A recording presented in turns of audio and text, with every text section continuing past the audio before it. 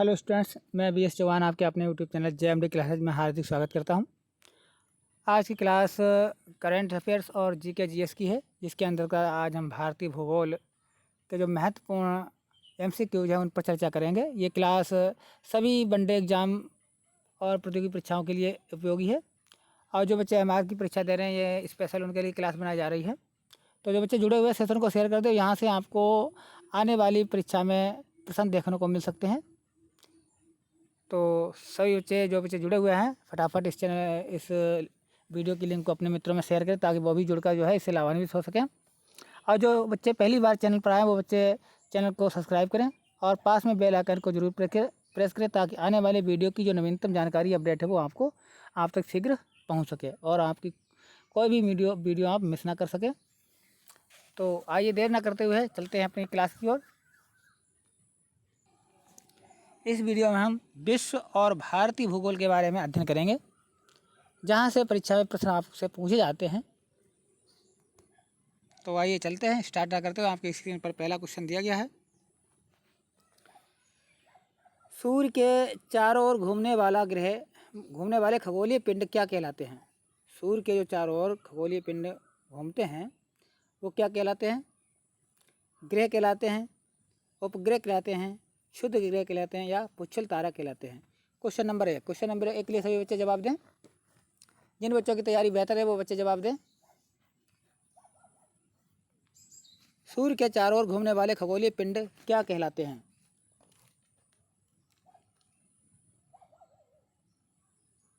फटाफट आंसर दें सभी बच्चे। तो सूर्य के चारों ओर घूमने वाले खगोलीय पिंड क्या कहलाते हैं? इसके लिए हमारा जो जवाब है ऑप्शन नंबर ए सही है, ग्रह कहलाते हैं।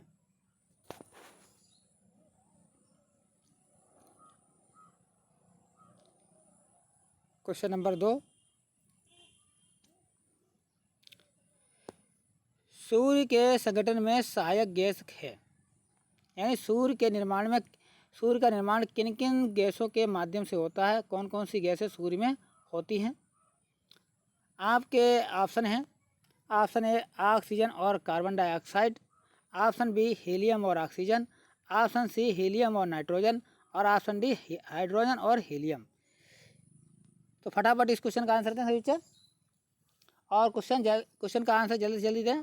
और मान लीजिए 2 नंबर क्वेश्चन का ए ऑप्शन सही है तो 2 का ए लिखें, ठीक है बच्चों। क्वेश्चन नंबर सही तो आंसर नंबर दें। क्वेश्चन नंबर 2 के लिए कमेंट करें सभी बच्चे। क्वेश्चन नंबर 2 के लिए फटाफट कमेंट करें सभी बच्चे। क्वेश्चन नंबर 2 का जवाब है ऑप्शन नंबर डी सही है, हाइड्रोजन और हीलियम। हाइड्रोजन और हीलियम गैसें जो हैं सूर्य के निर्माण में सहयोग करती हैं या सूर्य में होती हैं, जिसमें जो हाइड्रोजन गैस होती है, हाइड्रोजन जो गैस होती है उसकी मात्रा जो है लगभग जो है 70 से 74% होती है। हाइड्रोजन जो गैस होती है उसकी मात्रा 70 से 74% होती है, और जो हीलियम गैस होती है इसकी मात्रा लगभग जो है 24 से 28% या 28.5% तक होती है। 24 से 28% तक होती है, और इसमें बचे हुए जो शेष भाग है उसमें अन्य तत्व भी होते हैं, अन्य गैसें भी होती हैं। अगला क्वेश्चन है, निम्नलिखित में से कौन सा ग्रह सूर्य का चक्कर सबसे कम समय में लगाता है? ऐसा कौन सा ग्रह है जो सबसे कम समय में सूर्य का चक्कर लगाता है? आपके ऑप्शन है बुध ग्रह, ऑप्शन बी शुक्र ग्रह, ऑप्शन सी पृथ्वी ग्रह, और ऑप्शन डी मंगल ग्रह। क्वेश्चन नंबर 3 के लिए कमेंट करें सभी बच्चा, फटाफट कमेंट करते रहें।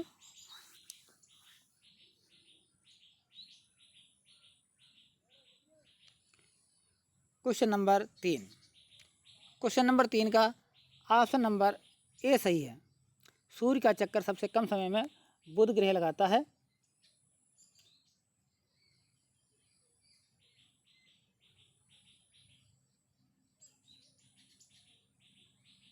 और लगभग जो है ये 88 दिनों में सूर्य का चक्कर लगाता है, सूर्य की परिक्रमा करता है। और सूर्य का चक्कर बुध ग्रह, चूँकि बुध ग्रह सूर्य के सबसे नज़दीक है, बुध ग्रह जो है सूर्य के सबसे नज़दीक ग्रह है, सबसे नज़दीक ग्रह बुध है। इसलिए बुध ग्रह जो है सबसे कम समय में सूर्य की परिक्रमा करता है। और बुध का कोई भी उपग्रह नहीं है, बुध का कोई भी उपग्रह नहीं है। और बुध जो है अपने अक्ष पर जो घूर्णन अवधि है, जो समय है, वो 59 दिन में जो है अपने अक्ष का एक चक्कर लगाता है। अगला क्वेश्चन है, पृथ्वी के भ्रमण की गति है। ऑप्शन है 27 किलोमीटर प्रति मिनट, ऑप्शन बी 31 किलोमीटर प्रति मिनट, ऑप्शन सी 25 किलोमीटर प्रति मिनट और ऑप्शन डी 39.5 किलोमीटर प्रति minute. Question number 4, question number 4 के लिए कमेंट करें। क्वेश्चन नंबर 4 फटाफट कमेंट करते हैं सभी बच्चे क्वेश्चन नंबर 4 के लिए। तो क्वेश्चन नंबर 4 का ऑप्शन नंबर ए सही है, 27 किलोमीटर प्रति मिनट, 27 किलोमीटर प्रति मिनट। क्योंकि पृथ्वी जो है वो एंटी क्लॉकवाइज घूमती है, पृथ्वी जो है एंटी क्लॉकवाइज का मतलब होता है वामावर्त घूमती है। इसका मतलब है पृथ्वी जो है पश्चिम से पूर्व की ओर घूमती है, पश्चिम से पूर्व की ओर घूमती है। और जब ये घूमती है तो 1610 किलोमीटर प्रति घंटे की दर से घूमती है। और ये जो है 23 घंटा 56 मिनट और 4 सेकेंड में अपना एक चक्कर पूरा करती है। इसके अलावा जो पृथ्वी है, पृथ्वी का जो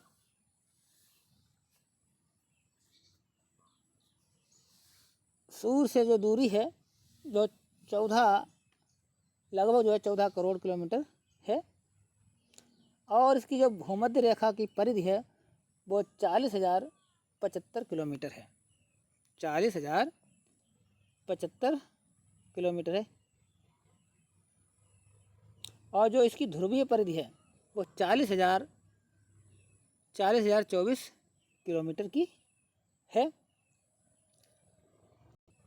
अगला क्वेश्चन है, भूकक्ष तल पर भू अक्ष का झुकाव है। Question number 5, option number A 90 degree, option number B 23.5 degree, option number C 0 degree, option number D 66 degree. Question number 5, question number 5 के लिए जवाब दें। क्वेश्चन नंबर 5,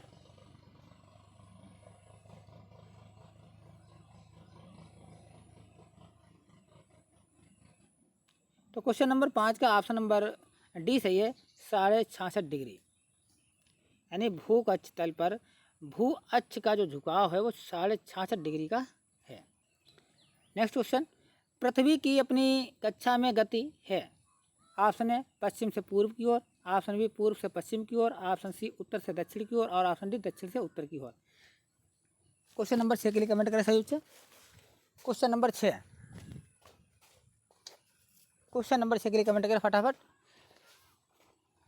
तो पृथ्वी जो है क्वेश्चन नंबर 6 का ऑप्शन नंबर ए सही है, पश्चिम से पूर्व की ओर घूमती है। तो पृथ्वी पश्चिम से पूर्व की ओर घूमती है, इसका मतलब है पृथ्वी जो है एंटी क्लॉकवाइज यानी घड़ी के विपरीत दिशा में घूमती है, यानी वामावर्त दिशा में घूमती है। नेक्स्ट क्वेश्चन, सूर्य के गिर्द यानी सूर्य के चारों ओर परिक्रमा में निम्न में से कौन सा ग्रह अधिकतम समय लेता है, सबसे ज़्यादा समय लेता है परिक्रमा करने में? आपके जवाब हैं, ऑप्शन है, ऑप्शन ए पृथ्वी, ऑप्शन बी बृहस्पति, ऑप्शन सी मंगल और ऑप्शन डी शुक्र। क्वेश्चन नंबर 7 के लिए कमेंट करें सही से। क्वेश्चन नंबर 7,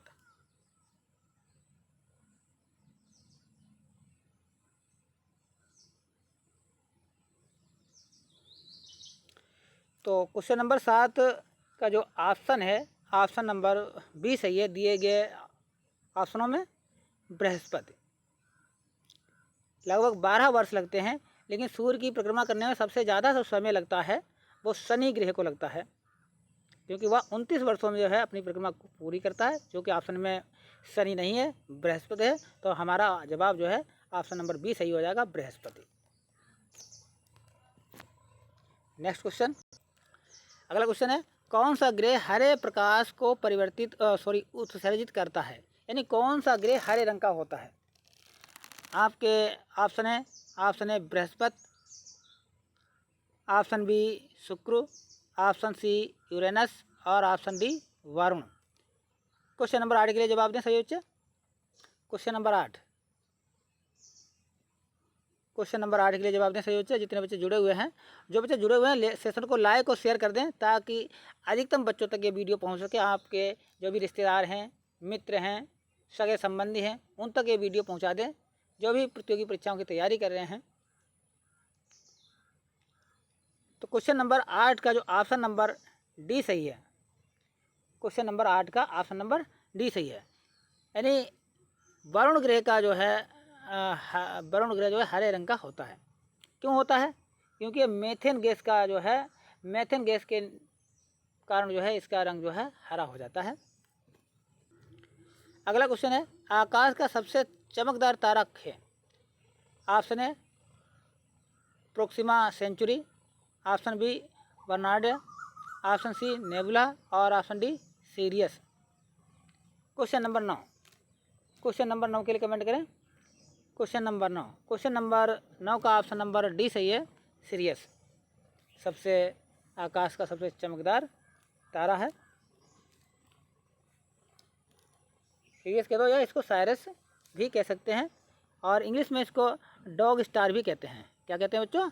डॉग स्टार भी कहते हैं, ध्यान रखना। साइरस या सीरियस को डॉग स्टार कहते हैं। ये सबसे चमकदार तारा है।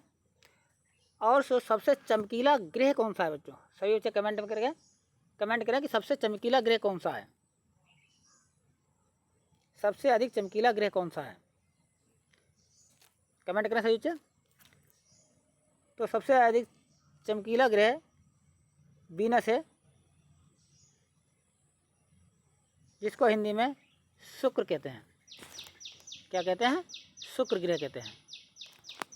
सबसे चमकीला ग्रह शुक्र, और सबसे चमकीला तारा कौन सा है? डॉग स्टार या साइरस या सीरियस। ठीक है बच्चों।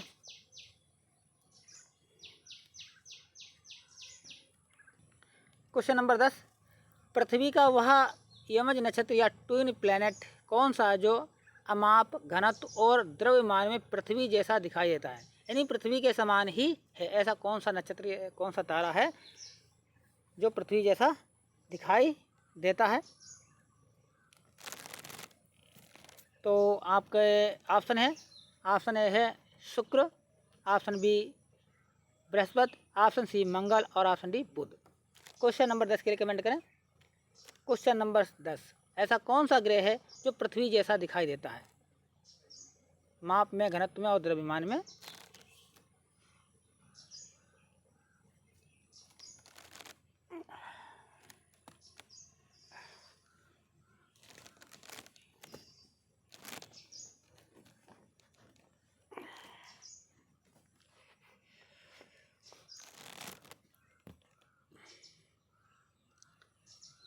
ऑप्शन नंबर ए सही है, शुक्र ग्रह।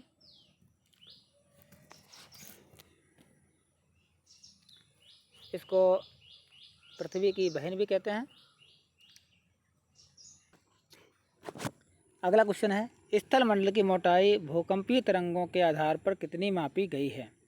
आपके ऑप्शन है 105 kilometre, option B 100 kilometre, option C 200 kilometre और option D 80 kilometre. Question number 11 के लिए कमेंट करें। क्वेश्चन नंबर 11 का ऑप्शन नंबर बी सही है, 100 किलोमीटर। स्थल मंडल की मोटाई भूकंपीय तरंगों के आधार पर 100 किलोमीटर मापी गई है। अगला क्वेश्चन है पृथ्वी की आंतरिक संरचना के संबंध में सर्वाधिक महत्वपूर्ण जानकारी का जो स्रोत है वो कौन सा है? ऑप्शन ए अप्राकृतिक साधन, ऑप्शन बी भूकंप विज्ञान, ऑप्शन सी ज्वालामुखी क्रिया और ऑप्शन डी प्लेट विवर्तनिकी। तो ये पृथ्वी की आंतरिक संरचना के संबंध में सबसे महत्वपूर्ण जानकारी हमें कहाँ से प्राप्त होती है? तो फटाफट कमेंट करें क्वेश्चन नंबर 12 के लिए। क्वेश्चन नंबर 12 का कौन सा विकल्प सही है? सही बच्चे कमेंट करें। क्वेश्चन नंबर जो 12 है उसका जो ऑप्शन है, ऑप्शन नंबर बी सही है, भूकंप विज्ञान। भूकंप विज्ञान को हम कहते हैं सिस्मोलॉजी। क्या कहते हैं बच्चों? सिस्मोलॉजी। तो ऑप्शन नंबर बी सही है क्वेश्चन नंबर 12 के लिए। नेक्स्ट क्वेश्चन, वह अक्षांश रेखा जिस पर सदैव दिन व रात की अवधि समान रहती है। आपके ऑप्शन है, ऑप्शन ए भूमध्य रेखा, ऑप्शन बी कर्क रेखा, ऑप्शन सी मकर रेखा और ऑप्शन डी हिंज रेखा। क्वेश्चन नंबर 13, क्वेश्चन नंबर 13 के लिए कमेंट करें सही से। वो कौन सी रेखा है जिस पर दिन और रात बराबर होते हैं?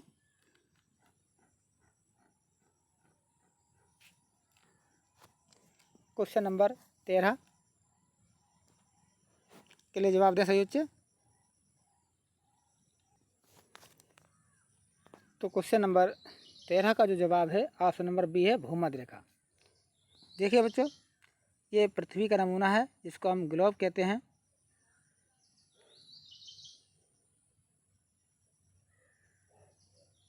और यहाँ से एक रेखा गुजरी है, यहाँ से पृथ्वी के बीचों बीच से होकर एक रेखा गुजरती है जिसको हम कहते हैं भूमध्य रेखा। ये पृथ्वी को दो भागों में बांट देती है।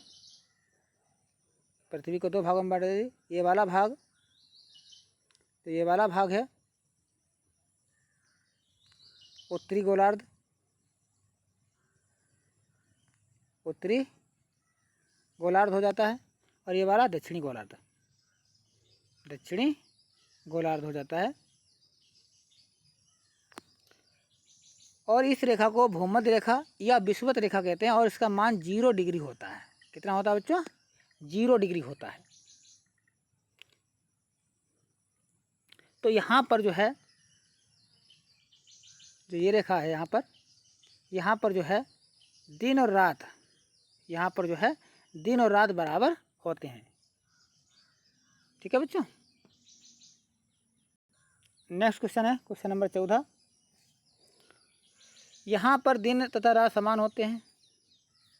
ऑप्शन है प्रमुख या प्रधान या उत्तर रेखा, option B Antarctica, option C भूमध्य रेखा और ऑप्शन डी ध्रुव। क्वेश्चन नंबर 14, क्वेश्चन नंबर 14 का ऑप्शन नंबर बी सही है, सॉरी सी नहीं सही है, भूमध्य रेखा। अगला क्वेश्चन है, अंतर्राष्ट्रीय तिथि रेखा 180 देशांतर से कितनी बार विचलित होती है, यानी कितनी बार जो है हटती है। जो अंतर्राष्ट्रीय तिथि रेखा है वो 180 देशांतर से कितनी बार अलग विचलित होती है, यानी रास्ते से भटक जाती है, हट जाती है, सीधी नहीं जाती है। तो आपके ऑप्शन है 4 बार, ऑप्शन बी 8 बार, ऑप्शन सी 60 बार और ऑप्शन डी 10 बार। क्वेश्चन नंबर 15 के लिए जवाब दें। क्वेश्चन नंबर 15 का ऑप्शन नंबर ए सही है, 4 बार। 4 बार जो है अपने मार्ग से विचलित होती है। जो अंतर्राष्ट्रीय तिथि रेखा है वो प्रशांत महासागर के बीचों बीच 180 डिग्री देशांतर रेखा से गुजरती है, जो उत्तरी अमेरिका से गुजरती है, उत्तरी अक्षांश से होकर अमेरिका से होकर गुजरती है। अगला क्वेश्चन है, भूपृष्ठ का कितना प्रतिशत भाग अवसादी सेलों से ढका है। ऑप्शन है 75%, option B 65%, option C 70%, option D 90%। Question number 16, question number 16 का जो ऑप्शन नंबर ए सही है, 75%। भूपृष्ठ का लगभग 75% भाग अवसादी सेलों से ढका हुआ, अवसादी सेलें जो हैं। क्वेश्चन नंबर 17, निम्नलिखित में से कौन कायांतरित सेल है। ऑप्शन ए संगमरमर, ऑप्शन बी चूना, option C granite, option D कोयला। क्वेश्चन नंबर 17 के लिए कमेंट करें सभी बच्चे। क्वेश्चन नंबर 17, कौन सी कायांतरित सेल है या कौन सी कायांतरित चट्टान है। क्वेश्चन नंबर 17, क्वेश्चन नंबर 17 का जो ऑप्शन नंबर ए सही है, बिल्कुल संगमरमर। तो कायांतरित जो सेलें होती हैं उसमें नीस आ जाता है, उसमें नीस आ जाता है, नीस भी कायांत्रित सेल है। साइनाइट नीस आ जाता है, साइनाइट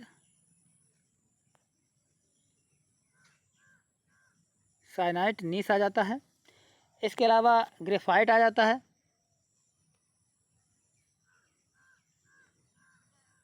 ग्रेफाइट आ जाता है।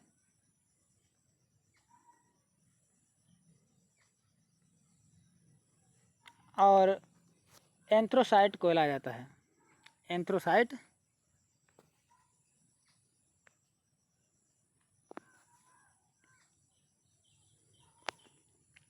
एंथ्रोसाइट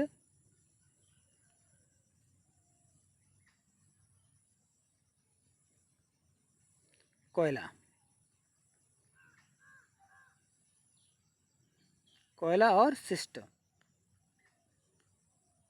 ये कायांत्रित सेलों के प्रकार हैं। Next,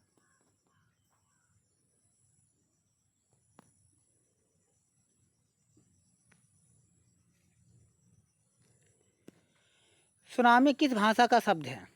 option A German, option B पुर्तगाली, ऑप्शन सी जापानी और ऑप्शन डी चीनी। क्वेश्चन नंबर 18, क्वेश्चन नंबर 18 का ऑप्शन नंबर सी सही है, जापानी भाषा का शब्द है। क्वेश्चन नंबर 19, पृथ्वी की पपड़ी या अर्थ ऑफ क्रस्ट की ठोस चट्टान के नीचे जो पिघला हुआ पदार्थ होता है, जो कभी कभी ज्वालामुखी के उद्गार के साथ धरती के ऊपर ऊपरी तल पर आ जाता है, उसे क्या कहते हैं? उसको क्या कहते हैं?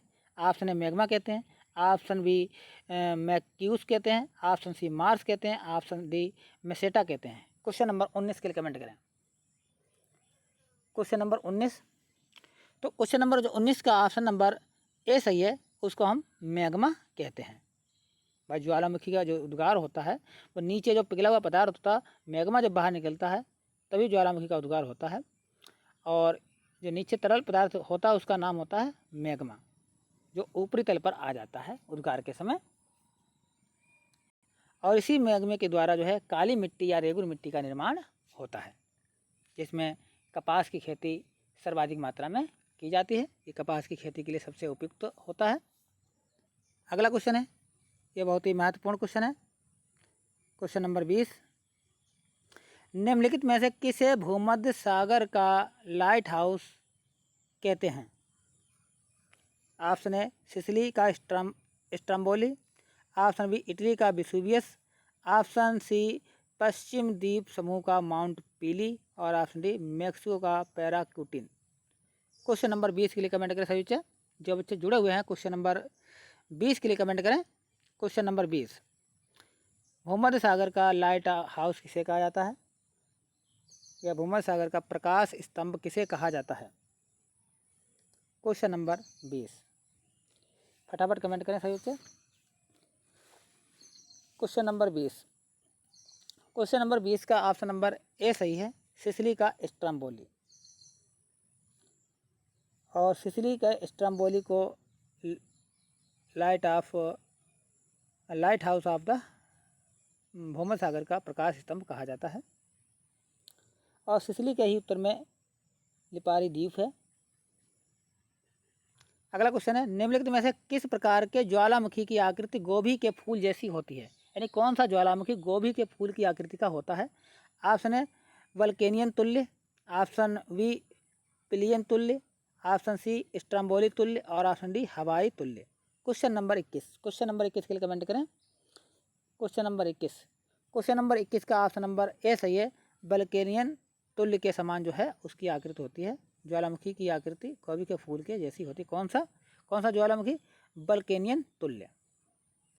नेक्स्ट क्वेश्चन, चिली और पेरू के तट से दूर शीत जल के आप्रवाह से बनी धारा क्या कहलाती है? यानी चिली और पेरू के तट से दूर शीत जल के आप्रवाह से जो बनी धारा होती है उसे क्या कहते हैं?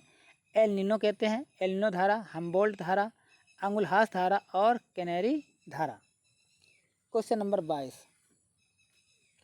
क्वेश्चन नंबर 22 के लिए कमेंट करें सभी बच्चे। क्वेश्चन नंबर 22, कौन सी धारा कही जाती है?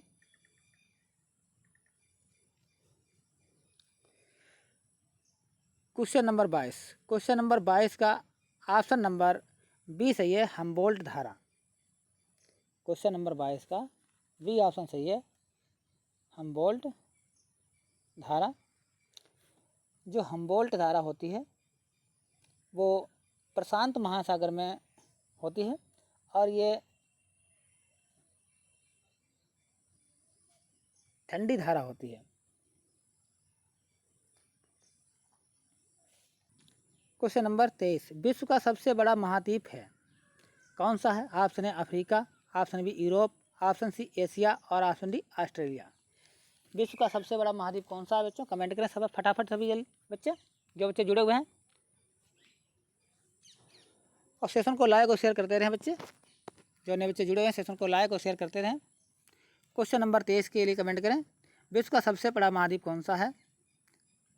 क्वेश्चन नंबर 23 का ऑप्शन नंबर सी सही है, एशिया विश्व का सबसे बड़ा महाद्वीप है। एशिया विश्व का सबसे बड़ा महाद्वीप है। और विश्व का सबसे छोटा महाद्वीप कौन सा है? इसके लिए कमेंट करें सही बच्चे, विश्व का सबसे छोटा महाद्वीप कौन सा है? क्वेश्चन नंबर 23 का ऑप्शन नंबर सी सही है। अगला क्वेश्चन है, विश्व का सबसे छोटा महाद्वीप कौन सा है? इसके लिए कमेंट करें सही बच्चे, विश्व का सबसे छोटा महाद्वीप कौन सा है? तो विश्व का सबसे छोटा महाद्वीप ऑस्ट्रेलिया है। विश्व में कुल 7 महाद्वीप हैं। अगला क्वेश्चन है, ग्रीष्म ऋतु में उच्च अक्षांशों में महासागरीय जल की लवणता कैसी होती है? ऑप्शन ए घट जाती है, ऑप्शन बी बढ़ जाती है, ऑप्शन सी एक समान रहती है और ऑप्शन डी इनमें से कोई नहीं। यानी जैसे ही ग्रीष्म ऋतु आती है तो जैसे ही हम उच्च अक्षांशों की तरफ बढ़ते जाते हैं तो वहाँ की जो महासागरीय जल की जो लवणता है, जो खारापन है, वो क्या होता है? जवाब दें सही बच्चे, कैसा होता है? उसकी लवणता में कमी आती है या बढ़ जाता है या एक समान रहता है या इनमें से कोई नहीं। क्वेश्चन नंबर 24, क्वेश्चन नंबर 24 के लिए जवाब दें सही बच्चे। क्वेश्चन नंबर 24 का ऑप्शन नंबर ए सही है, उच्च अक्षांशों में महासागरीय जल की जो लवणता है वो बढ़ जाती है ग्रीष्म ऋतु में, तो ऑप्शन नंबर ए सही है, सॉरी घट जाती है। ऑप्शन नंबर ए सही है, घट जाती है। क्वेश्चन नंबर 25, दक्षिणी गोलार्ध में जलमंडल का विस्तार का प्रतिशत कितना है? यानी दक्षिणी गोलार्ध में जलमंडल कितने परसेंट भाग पर है? Option A 60%, option B 63%, option C 80.9% और ऑप्शन डी 82.8%। क्वेश्चन नंबर 25 के लिए जवाब दें। Question number 25, question number 25, question number 25 का ऑप्शन नंबर सी सही है, 80.9% जो है दक्षिणी गोलार्ध में जलमंडल का विस्तार है। सबसे ज़्यादा जल कहाँ है? दक्षिणी गोलार्ध में है। दक्षिणी गोलार्ध में जो है 80.9% है, ठीक है, और शेष बचा हुआ भाग जो है उत्तरी गोलार्ध में है। और इस जल में मात्र 2.5% जल ही जो है पीने योग्य या स्वच्छ जल है। जो टोटल जल है उसमें से इतना परसेंट भाग ही जो है पीने योग्य है। नेक्स्ट क्वेश्चन है, विश्व का सबसे गहरा महासागरीय गर्त है? Option A Tonga, option B Mariana, option C Philippine और option D Kermadec. Question number 26 के लिए कमेंट करें सभी बच्चे, विश्व का सबसे गहरा महासागरीय गर्त या गड्ढा कौन सा है? क्वेश्चन नंबर 26 के लिए कमेंट करें सभी बच्चे। क्वेश्चन नंबर 26, क्वेश्चन नंबर 26 का ऑप्शन नंबर बी सही है, मैरियाना गर्त। मैरियाना गर्त प्रशांत महासागर में स्थित है, प्रशांत महासागर में स्थित है और इसकी जो गहराई है वो लगभग जो है 11 किलोमीटर की है। 11 किलोमीटर की गहराई है, मतलब 11,000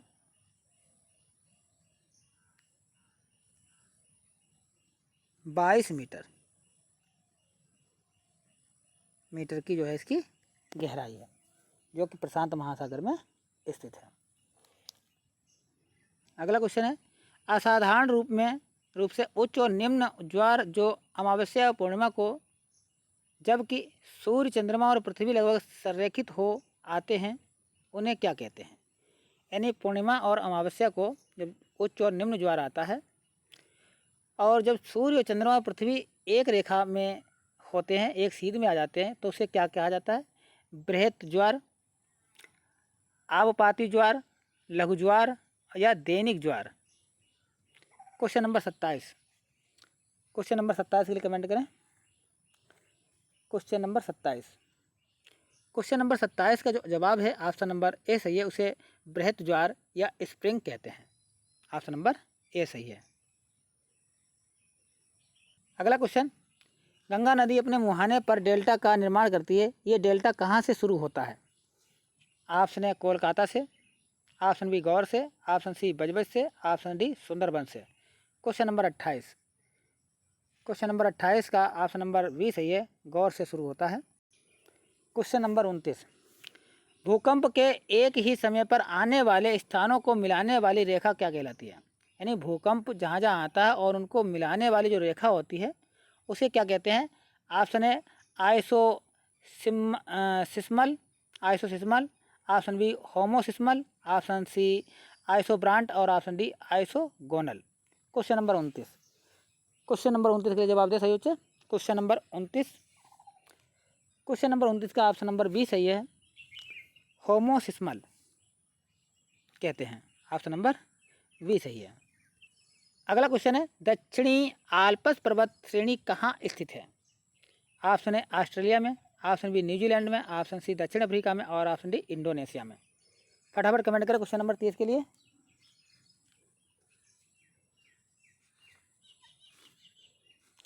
दक्षिणी आल्प्स पर्वत,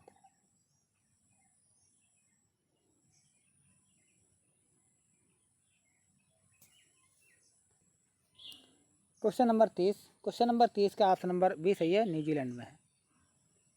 अगला क्वेश्चन इंपॉर्टेंट क्वेश्चन है बच्चों, ये निम्नलिखित में कौन एक पर्वतपदीय पठार है? पर्वतपदीय पठार है। आपके ऑप्शन है तिब्बत का पठार, पेटागोनिया का पठार, ब्राज़ील का पठार, बोलीविया का पठार। क्वेश्चन नंबर 31 के लिए कमेंट करें सही बच्चे। क्वेश्चन नंबर 31, क्वेश्चन नंबर 31 का ऑप्शन नंबर बी सही है, पेटागोनिया का पठार या पेंटागोनिया का पठार पर्वतपदीय पठार है और यह पठार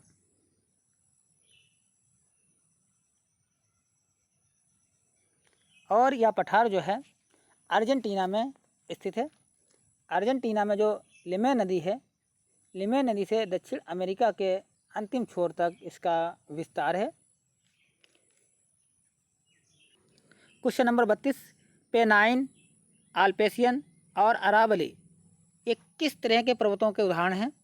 ऑप्शन ए युवा पर्वत श्रृंखला के, ऑप्शन बी पुरानी पर्वत श्रृंखला के, ऑप्शन सी ब्लॉक पर्वत श्रृंखला के और ऑप्शन डी फोल्ड पर्वत श्रृंखला के। क्वेश्चन नंबर 32 के लिए कमेंट करें। क्वेश्चन नंबर 32 के लिए कमेंट करें। क्वेश्चन नंबर 32, क्वेश्चन नंबर 32 का ऑप्शन नंबर बी सही है, पुरानी पर्वत श्रृंखला के उदाहरण हैं। अगला क्वेश्चन है, वायुमंडल को क्षोभ मंडल, समताप मंडल आदि परतों में विभाजित करने का मुख्य आधार क्या है? यानी वायुमंडल में जो विभिन्न परतें बनाई गई हैं उन परतों को किस आधार पर वर्गीकृत किया गया है? उन परतों को किस आधार पर जो है बांटा गया है? आपके ऑप्शन है तापमान के आधार पर, ऑप्शन बी वायुदाब के आधार पर, ऑप्शन सी संगठन के आधार पर, ऑप्शन डी घनत्व के आधार पर। फटाफट कमेंट करें इस क्वेश्चन के लिए।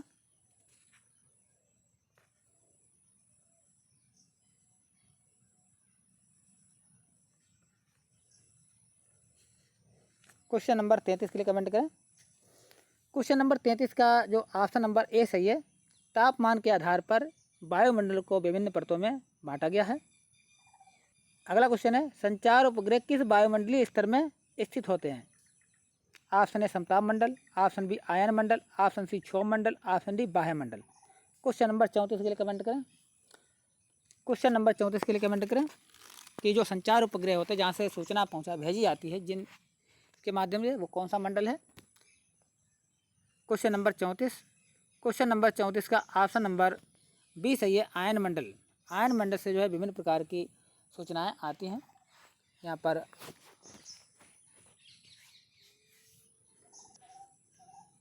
अगला क्वेश्चन है, ओजोन परत पृथ्वी से करीब ऊंचाई पर है, यानी ओजोन परत पृथ्वी से कितनी ऊंचाई पर स्थित है।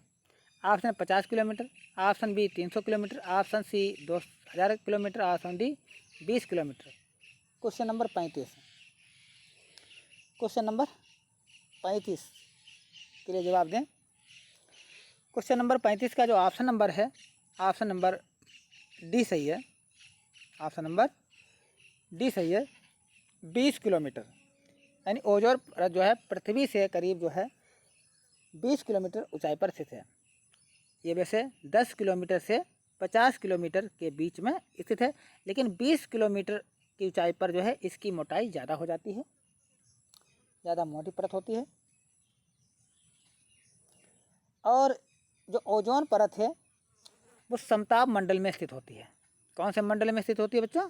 समताप मंडल में, समताप मंडल में स्थित होती है, ध्यान रखना बच्चों। और ये 10 से 50 किलोमीटर की दायरे में फैली होती है, और लेकिन 20 किलोमीटर पर इसकी मोटाई सबसे ज़्यादा होती है, सबसे ज़्यादा घनी होती है। क्वेश्चन नंबर 36, निम्नलिखित में से कौन सुमेलित नहीं है। ऑप्शन ए खमसिन मिस्र में है, ऑप्शन बी चिनूक चीन में है, ऑप्शन सी सिरास्को इटली में है, ऑप्शन डी गिबली लीबिया में है। तो इनमें से कौन सा सुमेलित नहीं है? 3 सुमेलित हैं, एक सुमेलित नहीं है। इस तरह के प्रश्नों को पढ़ने से पहले आप बच्चों नहीं पर विशेष ध्यान देना है, क्योंकि जल्दबाजी में गलती हो जाती है आपसे। तो इसमें कौन सा सुमेलित नहीं है? 3 सुमेलित हैं, एक सुमेलित नहीं है, वो उसे पहचानना है आपको। तो कमेंट करें क्वेश्चन नंबर 36 का कौन सा जवाब सही है। क्वेश्चन नंबर 36, क्वेश्चन नंबर 36 का ऑप्शन नंबर बी सही है, चिनूक चीन में।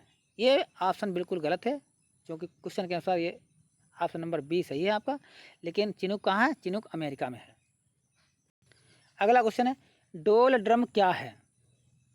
ऑप्शन है उष्ण कटिबंधीय पवन पट्टी है, उष्ण कटिबंधीय पवन विक्षेपण पट्टी है, उपोष्ण कटिबंधीय पवन पट्टी है, और उष्ण कटिबंधीय ना पवन पट्टी है।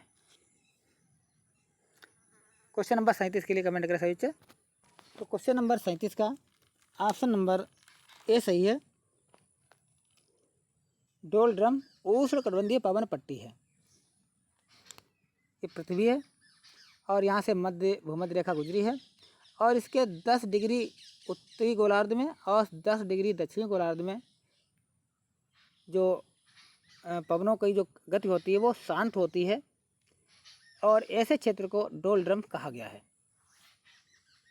अगला क्वेश्चन है, प्रतिचक्रवात किस क्षेत्र में उत्पन्न होते हैं।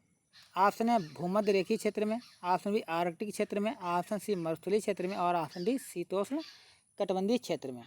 क्वेश्चन नंबर 38, क्वेश्चन नंबर 38 के लिए कमेंट करें सही। क्वेश्चन नंबर 38 फटाफट कमेंट करते रहें, और जो बच्चे जुड़े हुए सेशन को शेयर करते रहें।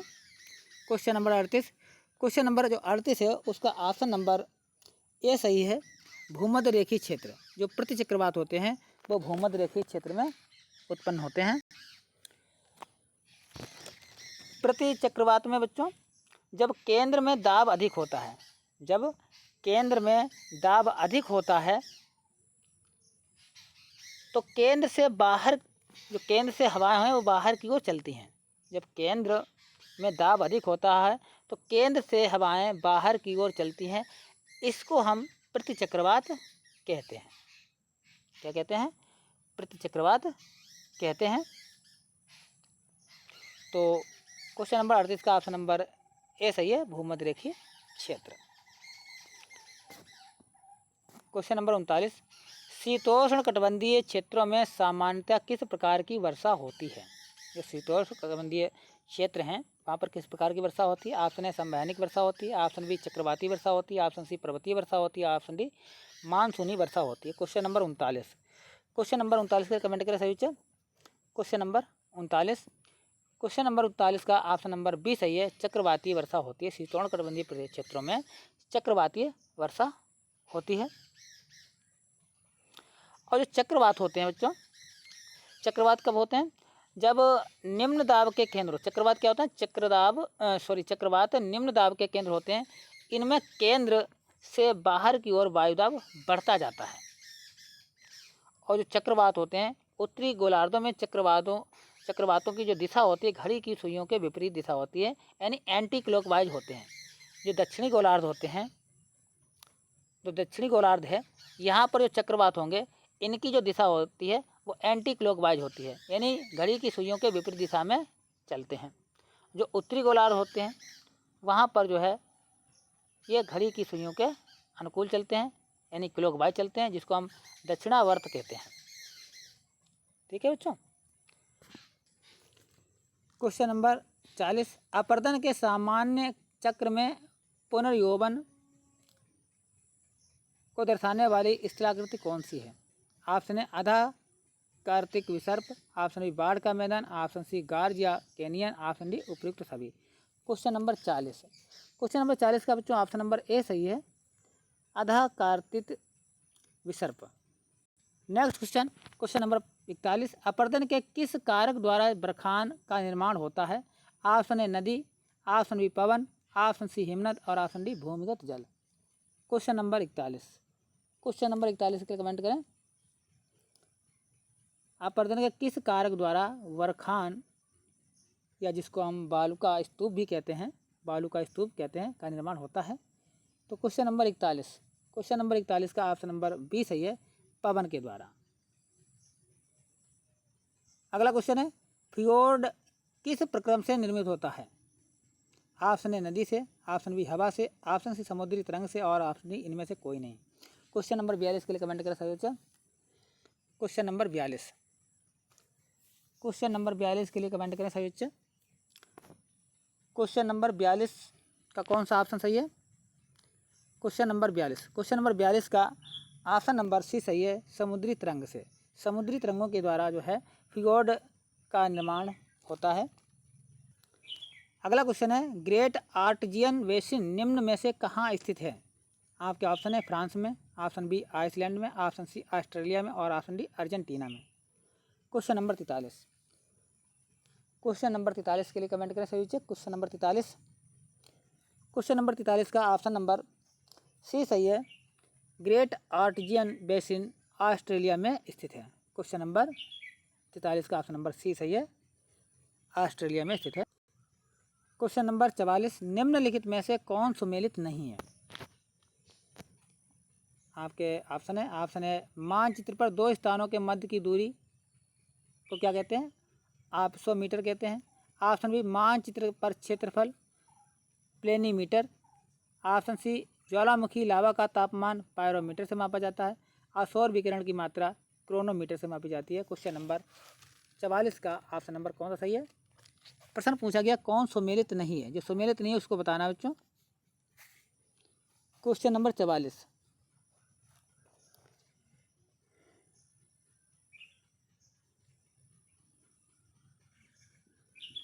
क्वेश्चन नंबर 44 का ऑप्शन नंबर डी सही है, सूर्य विकिरण की मात्रा क्रोनोमीटर से मापी नहीं जाती है, सुमेलित नहीं है, बाकी तीनों सुमेलित हैं। अगला क्वेश्चन है, सभ्यता और जलवायु नामक भौगोलिक ग्रंथ के लेखक कौन हैं? ऑप्शन ए कुमारी Ellen Churchill Semple, option B Isaiah Bowman, option C Ellsworth Huntington और option D Carl Ritter. Question number 45, question number 45 का ऑप्शन नंबर सी सही है, एल्सवर्थ हैटिंगटन की ये रचना है। क्वेश्चन नंबर 46, सौर प्रणाली की खोज किसने की थी? ऑप्शन ए गैलीलियो ने, ऑप्शन बी जे.एल. बेयर्ड ने, ऑप्शन सी कोपरनिकस ने, ऑप्शन डी केपलर ने। क्वेश्चन नंबर 46 के लिए कमेंट करें सही, बहुत ही आसान प्रश्न है। क्वेश्चन नंबर 46, क्वेश्चन नंबर 46 का ऑप्शन नंबर सी सही है, कोपरनिकस ने की थी। अब सही बच्चे कमेंट करें, कोपरनिकस किस देश का रहने वाला था?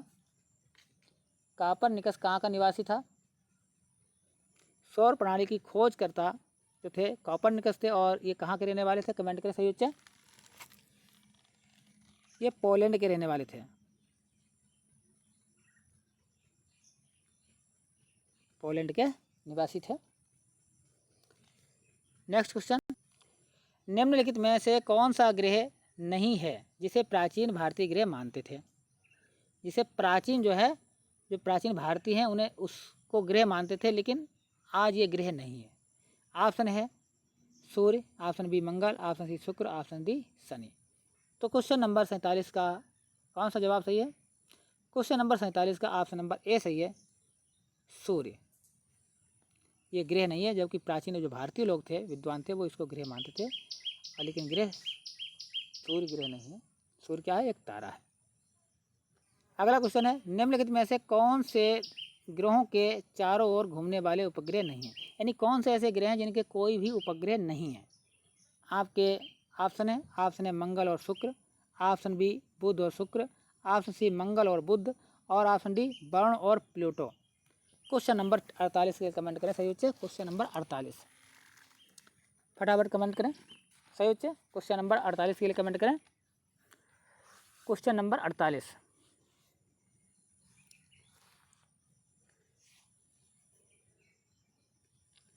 क्वेश्चन नंबर 48 का जो ऑप्शन है, ऑप्शन नंबर बी सही है, बुध और शुक्र। बुध और शुक्र का कोई भी उपग्रह नहीं है। बुध और शुक्र का कोई भी उपग्रह नहीं है, जबकि मंगल के 2 उपग्रह हैं और शुक्र के कोई भी उपग्रह नहीं है, और बुध के भी कोई उपग्रह नहीं। वरुण है, वरुण के लगभग 14 उपग्रह हैं, और जो प्लूटो है उसको ग्रह की श्रेणी से हटा दिया गया है। तो वर्तमान में 8 ग्रह हैं। तो प्रश्न यहाँ से भी बच्चों बनता है,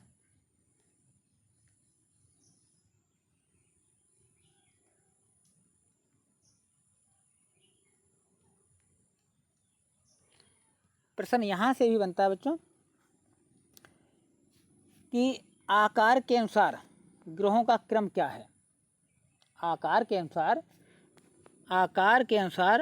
ग्रहों का क्रम क्या है?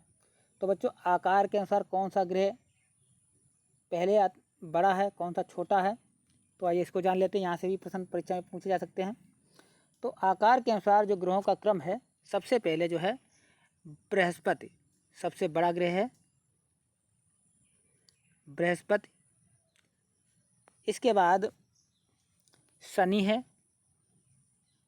ये क्रम आपको मालूम होना चाहिए, शनि है।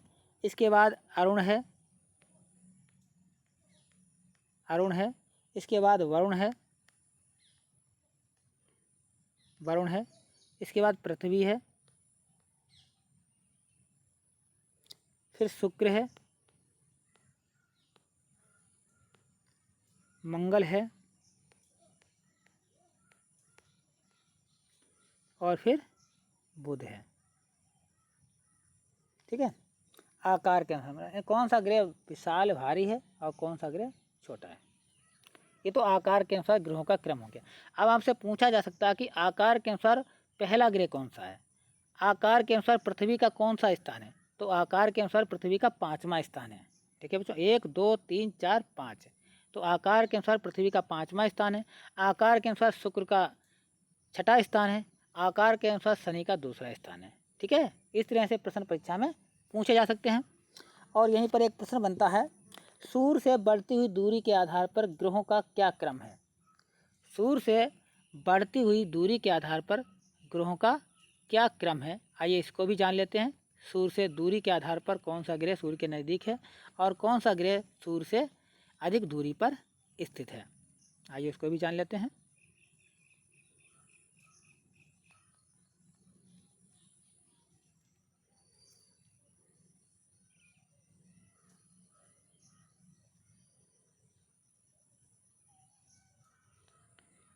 मान लीजिए ये सूर्य है और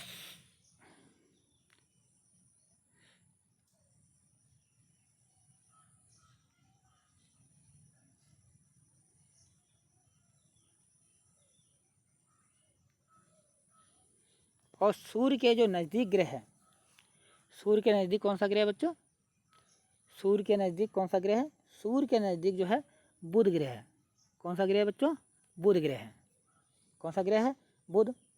और बुध के बाद शुक्र है। बुध के बाद कौन सा है? शुक्र है। बुध के बाद शुक्र है और शुक्र के बाद पृथ्वी है। शुक्र के बाद पृथ्वी है और पृथ्वी के बाद मंगल ग्रह है। पृथ्वी के बाद मंगल ग्रह है और मंगल ग्रह के बाद बृहस्पति ग्रह है। कौन सा ग्रह है? बृहस्पति ग्रह है। और इसके बाद शनि ग्रह है। शनि ग्रह है और इसके बाद अरुण ग्रह है और सबसे बाद में वरुण ग्रह है। ये हैं ग्रह। ठीक है बच्चों, ये सूर्य से दूरी के आधार पर ग्रहों हैं। कौन कौन से हैं? देखो बच्चों, कौन कौन से ग्रह हैं, आइए इसको जान लेते हैं।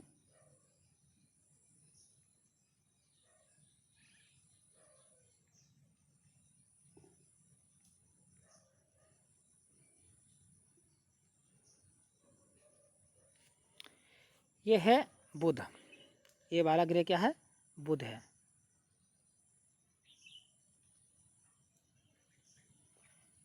और ये ग्रह है शुक्र। ये है शुक्र। ये है पृथ्वी। ये है और ये है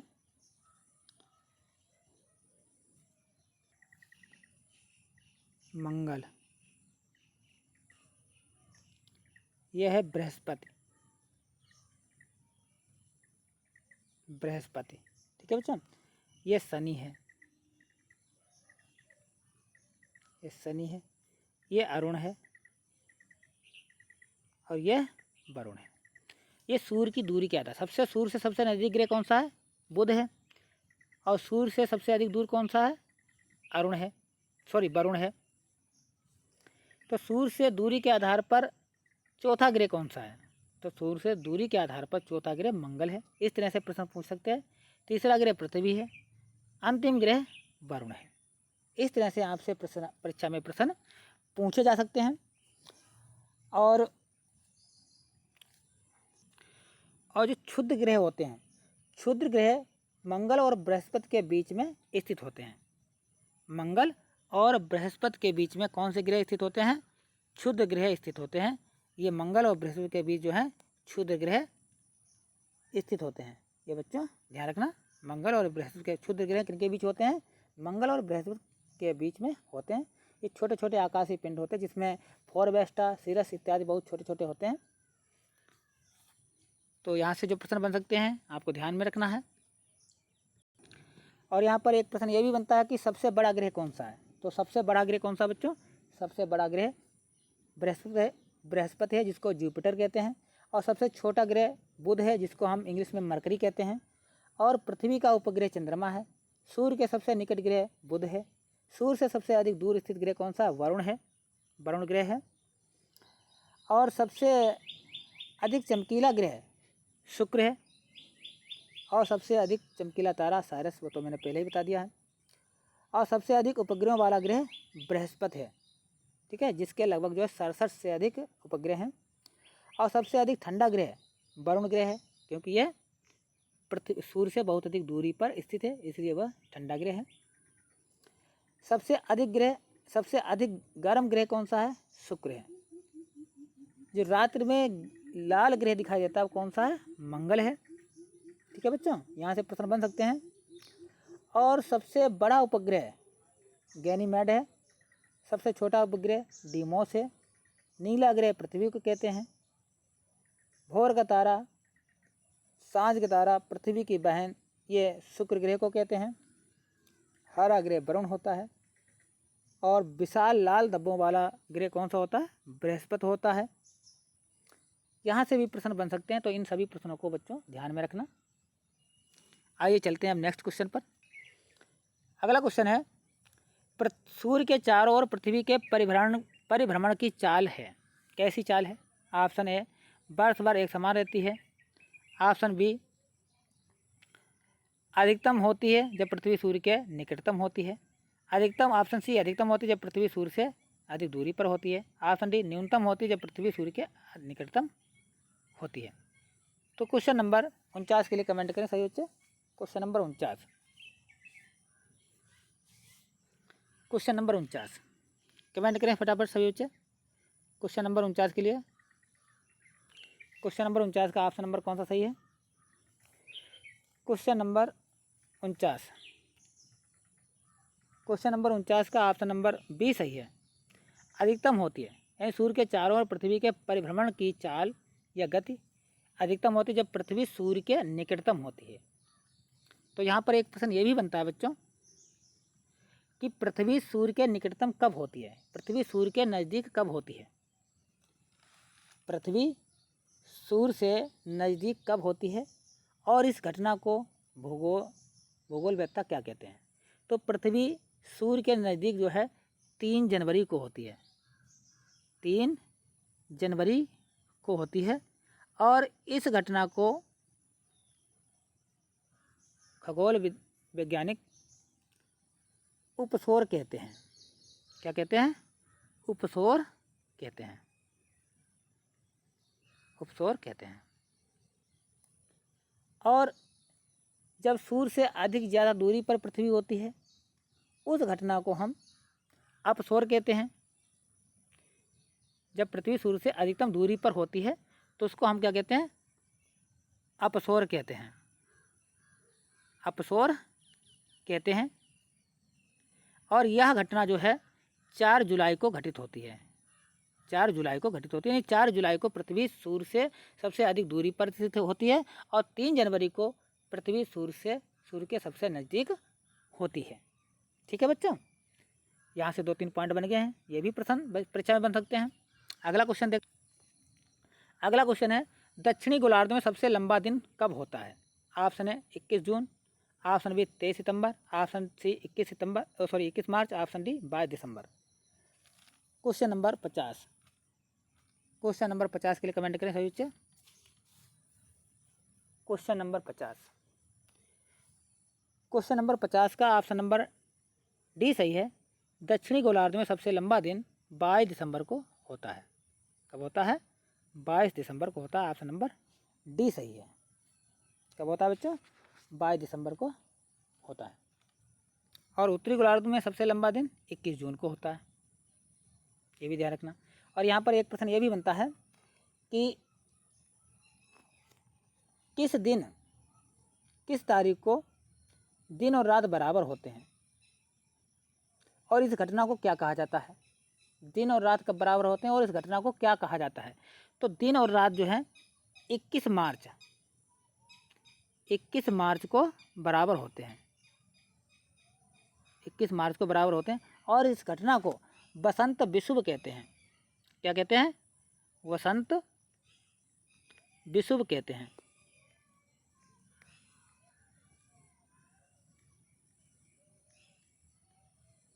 विषुव कहते हैं। वसंत विषुव के दिन और रात बराबर होते हैं और ये 21 मार्च को होता है। 21 मार्च को दिन और रात बराबर होते हैं और 2 तारीखें होती हैं 21 मार्च और 23 सितंबर। 21 मार्च और 23 सितंबर को दिन और रात बराबर होते हैं और 21 मार्च को जब दिन रात बराबर होते हैं तो उसे बसंत विषुव कहते हैं। जब 23 सितंबर को दिन और रात बराबर होते हैं,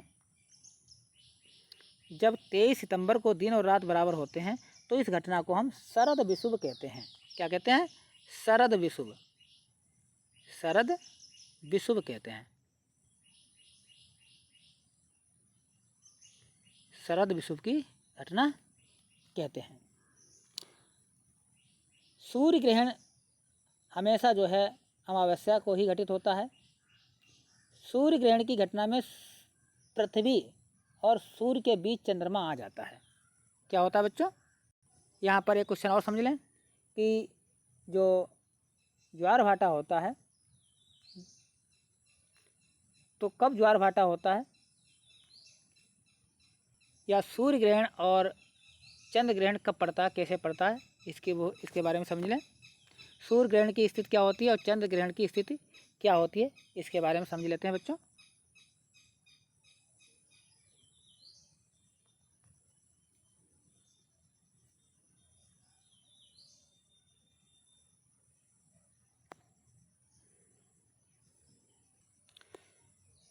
सूर्य ग्रहण की घटना के समय पृथ्वी और सूर्य के बीच में,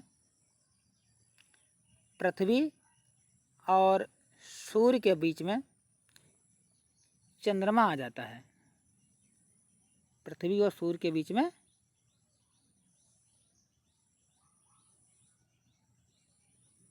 चंद्रमा आ जाता है। यह है सूर्य और यह है पृथ्वी और यह है चंद्रमा। तो जब सूर्य ग्रहण की घटना घटित होती है तो सूर्य और पृथ्वी के बीच में चंद्रमा आ जाता है, जिसके कारण सूर्य का प्रकाश पृथ्वी तक नहीं पहुंच पाता और इस घटना को सूर्य ग्रहण के नाम से जाना जाता है। चंद्र ग्रहण में क्या होता है? चंद्र ग्रहण में क्या होता है बच्चों? चंद्र ग्रहण में सूर्य और चंद्रमा के बीच में, सूर्य और चंद्रमा के बीच में पृथ्वी आ जाती है। क्या आ जाती है? पृथ्वी आ जाती है। तो इस घटना को चंद्र ग्रहण कहते हैं। तो कैसी लगी बच्चों आज की क्लास? कमेंट बॉक्स में अवश्य बताएं। इसी तरह की वीडियो को प्राप्त करने के लिए आप हमारे चैनल को ज्वाइन करें, सब्सक्राइब करें और इस तरह की वीडियो आपको लगातार अब मिलती रहेंगी। आप कोई भी वनडे एग्जाम करते हो वहाँ ये प्रश्न पूछे जा सकते हैं। तो मिलते हैं हम नेक्स्ट वीडियो में, तब तक के लिए धन्यवाद।